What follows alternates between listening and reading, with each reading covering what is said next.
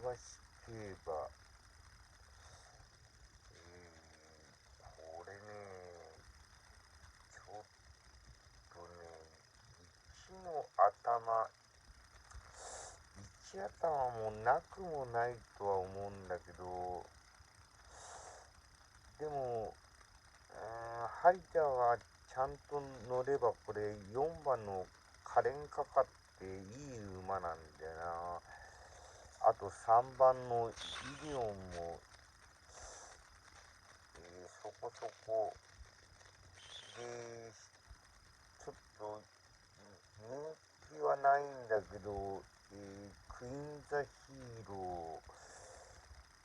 ー、あと、まあちょっと八百屋の的場が乗ってくるからあれなんだけど、ゴーマイウェイっていうのもこれいい馬なんだよね。で、9番酒井誠司が、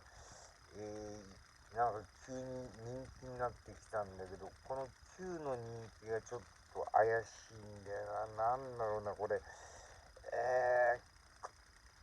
来んのか来ないのか。これ、今、八百屋ばっかりしてるかな、公営はな。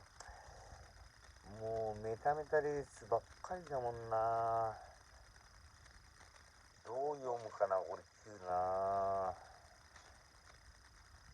もうちょい締め切り間際の変動を見て9を切るか、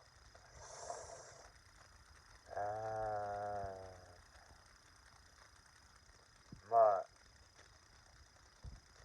そうだな、ここにまあ1番がないんだけど、1の3着になる可能性もなくもないんだよな。これはちょっと読みづらいな。まあ生まれは、まあ、3番と4番から、流しで、まあ穴買いするんだったら、5番の馬から